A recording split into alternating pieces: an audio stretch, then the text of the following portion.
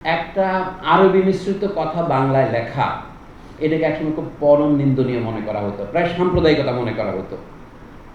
তো জুলাই বিপ্লব বলবো না, বিপ্লব বলা যাবে না, জুলাই অভ্যুত্থানের অন্যতম কুফল হচ্ছে এই ফারুকের মতো কবিরা দেশের কর্তৃত্ব লাভ করেছে এবং তারা বইয়ের নাম তাহারিকে জুলাই লিখেছে। জুলাই ইংরেজি কথা, তাহারিক আরবি কথা, এবং এই হচ্ছে বাংলা ভাষার গ্রহণশীলতা আছে।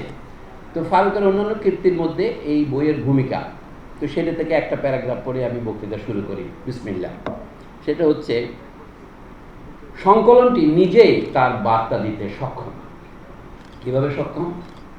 ফারুকের কাব্যিক বাক্য দেখেন, খুব কম ক্ষেত্রেই পত্রিকাগুলোর দিনানুদিনের সংবাদ থেকে বাংলাদেশ যে কত বড় ঐতিহাসিক পালাবদলের দিকে ধাবিত হচ্ছে তা অনুমান করা যায়। খুব কম পত্রিকাতে অনুমান করা যায়। আমি প্রথমে মনে করেছিলাম বোধহয় যায়, পরে না, খুব কম ক্ষেত্রে যায় না। এমনকি সম্পাদকীয় ও কলাম লেখকদের রচনার মধ্যেও জুলাই গণ অভ্যুত্থানের দুঃসহ মানবিক ট্র্যাজেডি এবং গণবিরোধীদের নৃশংস বর্বরতার ন্যায্য পরিমাপ মেলে না। সংবাদপত্রগুলোতে এসব ঘটনা নিয়ে কোনো অনুসন্ধানী প্রতিবেদন কিংবা ক্ষমতার বয়ানকে প্রশ্নবিদ্ধ করার মতন তথ্য উদ্ঘাটনও দেখা যায় না। 5 আগস্টে ফ্যাসিস্টদের পরাজয়ের বিস্ময় আরও ইঙ্গিতপূর্ণ মনে হবে সংবাদপত্রগুলোর গতানুগতিক ও দায়সারা উপস্থাপন থেকে। ফ্যাসিবাদের 15টি বছর বাংলাদেশের গণমাধ্যম নিপীড়িত হয়েছে। সাংবাদিকরা জীবন হারিয়েছেন, পেশা হারিয়েছেন, নির্যাতিত হয়েছেন, কিন্তু ফ্যাসিবাদের বয়ান পরিবেশন কখনো থেমে থাকেনি। দেখেন নিন্দা থেকে কিভাবে তিনি প্রশংসার দিকে ধাবিত হচ্ছেন পত্রিকা। আমি কবিদের কৌশল মাঝে মাঝে অধ্যয়ন করার চেষ্টা করি। তারপর কিন্তু ফ্যাসিবাদের বয়ান পরিবেশন কখনো থাকেনি। আবার এটাও সত্য যে 2018 সালের রাতের ভোটের নির্বাচনের পর থেকে ব্যাংক খাতে লুটপাট এবং অর্থ পাচার এবং মানবাধিকার লঙ্ঘনের ঘটনাগুলো মূলধারার গণমাধ্যমের মধ্য দিয়েই সামনে এসেছে। এ নিয়ে খুব নিবিড়, পরিশ্রমী এবং বহুকৌণিক গবেষণা প্রয়োজন। এই সংকলন সেই দরকারে কিছু কাঁচামাল সরবরাহ করে যেতে পারে মাত্র। এটা হচ্ছে বিনয়, বৈষ্ণব নয়, এটা শাক্ত বিনয়, যে উনি বলছেন যে আমরা কিছু বিনয় করেছি। এখন আমি আপনাদের সামনে একটা প্রশ্ন উত্থাপন করি। এই যে বিপ্লবী ফারুক ওয়াসিফ, তিনিও বিপ্লব শব্দটা ব্যবহার করেননি, বলছেন গণ অভ্যুত্থান।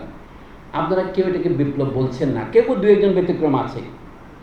1971-এ বাংলাদেশে যে রক্তাক্ত সংগ্রামের মধ্য দিয়ে দেশ স্বাধীন হয়েছে, এটাকে কয়জনে বিপ্লব বলেন? মুক্তিযুদ্ধ বলেন, স্বাধীনতা যুদ্ধ বলেন। জিয়াউর রহমানের আমলে স্বাধীনতা যুদ্ধের দলিলপত্র হয়েছে, সরকারিভাবে কিছু বিপ্লব বলে না। বিপ্লব না বলে তারা ভুল করছে এমন কিছু নয়। আচ্ছা, 1947 সনে কম রক্তপাত হয়নি এই দেশে। একদিকে স্বাধীনতা আর এইদিকে দেশভাগ, এই দুটো বয়ানের মধ্যে আমরা ভাগ হয়ে আছি। পশ্চিমবঙ্গে দেশভাগের উপর যত গুরুত্ব দেওয়া হয়, আমার ক্ষুদ্র জ্ঞানে স্বাধীনতার উপর তত গুরুত্ব দেওয়া হয় না। তাদের কাছে পার্টিশন বড়, আর আমাদের কাছে একটা নতুন দেশ সৃষ্টি বড় ছিল। একটু বেশি বলতেছি নাকি? আজকে বক্তৃতা দিব না আমি। তো সেই জন্য বলে যে, এবং 1947 আপনার বিপ্লব বলেন না। আচ্ছা, আরও 100 বছর পিছিয়ে যান, 90 বছর পিছিয়ে যান, 1857, সেটাকেও কেউ বিপ্লব বলে না।